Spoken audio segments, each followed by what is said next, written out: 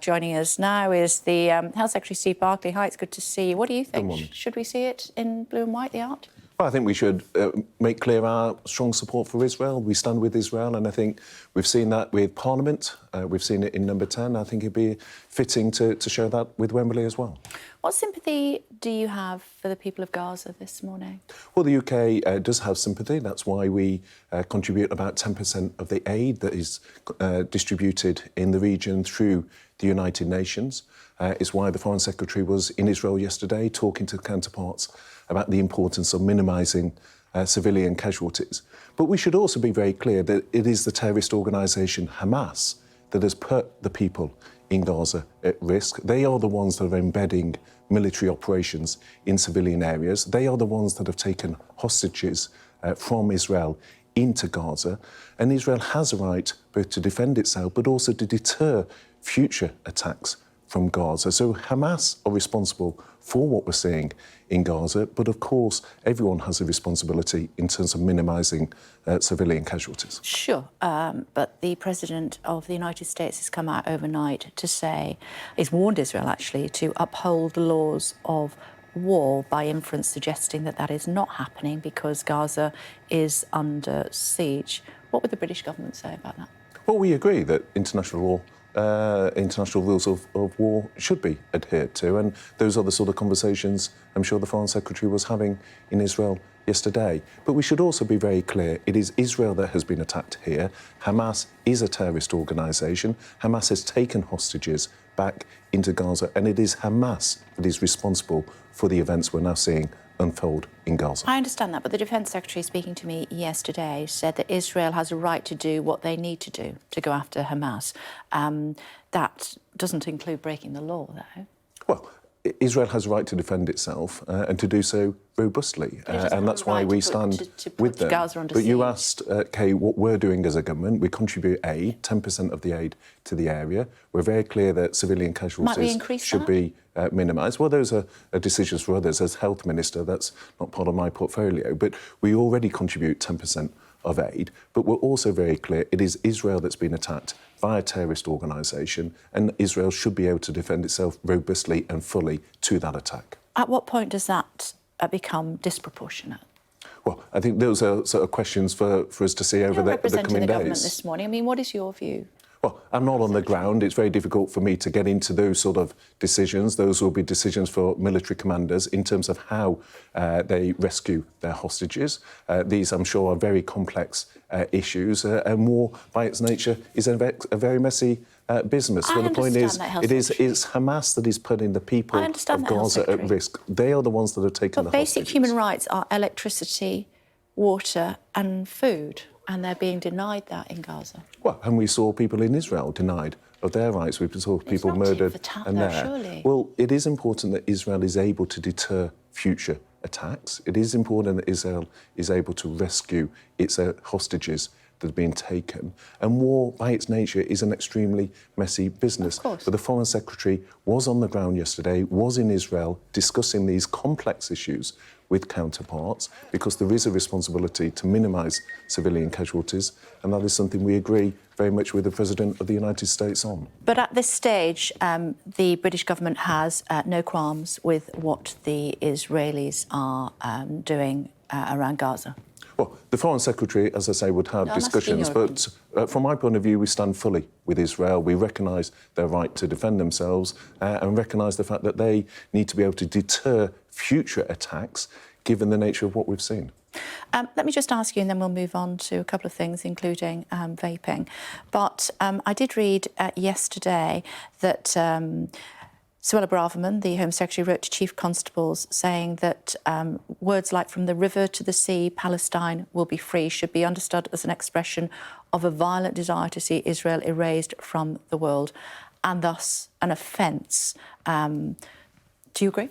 Well, I think that what she was writing to the police chief constables to say was it is important that the right to protest, which is a long-defended right within our country, is not confused with the right to put communities interfere. Understood. And it is important that but if we are somebody very chanted that, clear. should they be arrested? Well, again, it's a question of what the law is. I'm not going to second guess how the courts would operate. We have an independent court system. What the chief constables, through the contact from the Home Secretary, were being asked to do is ensure that we are robust in protecting those communities, particularly the Jewish community. Should somebody be arrested for chanting Well, I think many people in the Jewish community are feeling very fearful at the moment, very alarmed, very distressed by events that have happened.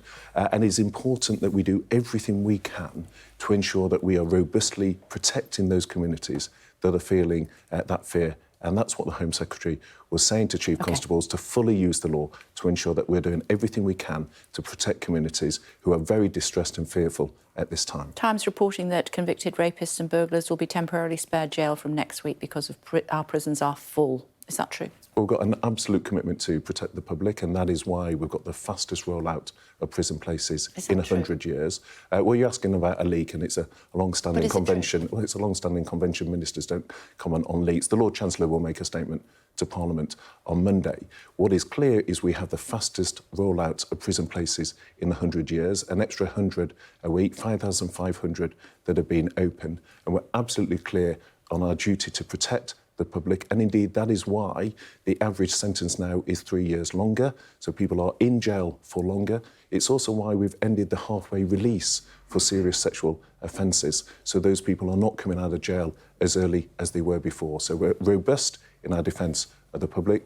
Decisions on sentencing are for the judiciary, independent judiciary, but we're very clear we're building more prison places and we've ended early release. Minister, people watching this morning will expect me to ask you whether it's true that rapists and burglars who are convicted next week will not be sent to jail because our jails are full.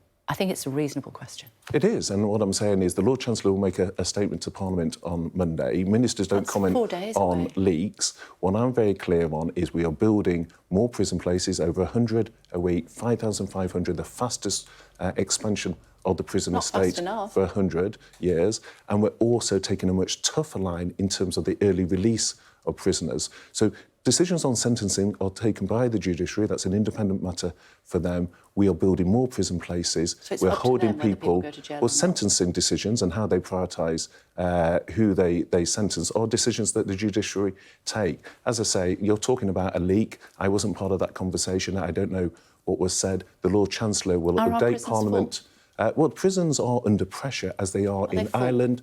They're under pressure, Kay, as they are in Ireland and France and many countries, because firstly, we're ensuring prisoners are in jail for longer. And secondly, there was pressure as a result of COVID where jury trials were delayed, and that in turn has had an impact on the number of prisoners on remand. And that's something that other countries are also facing. That indeed is why we're boasting. They're under huge pressure because... We're almost out of time, and I want to talk to you about something that I think we will both agree on. I know that's difficult to believe. Vaping. Of course kids shouldn't vape. What are you going to do about it? Well, that's why we're clamping down on it. And surely we agree. Well, we agree. And I mean, as a father of young children, I'm alarmed as a dad of the fact that the number of children vaping has gone up threefold in the last 3 years, that 1 in 5 children have used vapes. It's important we get the policy right because actually vaping does have a role to play, particularly for adults that smoke. Vaping is better than smoking, but for people that don't smoke, they shouldn't be vaping. And it's particularly the marketing. I think where, Kay, you and I agree is the marketing with bubblegum, the marketing of vapes like it's a sweet shop. That sort of thing has to stop. That's why we're cracking down on it. The Prime Minister is very clear that we're taking action on this. We want to get the policy right on things like disposable vapes because, as I say, there is an interplay with the adult market in terms of vaping. But we're clear it is wrong for children. As a dad, I want to see it stopped. And have you ever most vaped? People... no, I haven't. No, have you ever smoked? I haven't, actually. No, me neither. I mean, it's a no-brainer, isn't it? I mean, you've got a 50-50 chance of dying if you smoke. What's the point? I mean, why would you take those odds? Well, it's the biggest cause of preventable illness. And the reason we're taking a tougher line on smoking is because it is such an outlier. And in fact, most people who smoke, 4/5 of them started before the age of 20. And most adults that smoke don't want their children to smoke. So in our proposals on smoking, we're not changing the rights of any adult. Any adult that smokes, there's no change for them. But what we are saying is for children 14 years and under, let's stop them starting smoking, because actually, on average, people have 30 attempts to quit smoking. So it's not really about free choice once they're addicted. So if we can stop people smoking in the first place, 4/5 of them starting before the age of 20, then obviously that has a huge impact in terms of preventable health. It's the single biggest change we could make in terms of public health. Who'd have thought we'd agree on something, eh? Will you come again? Of course, Kate. Delighted to. Excellent. Lovely to see you as always. Thank you, Health Secretary. Thank you.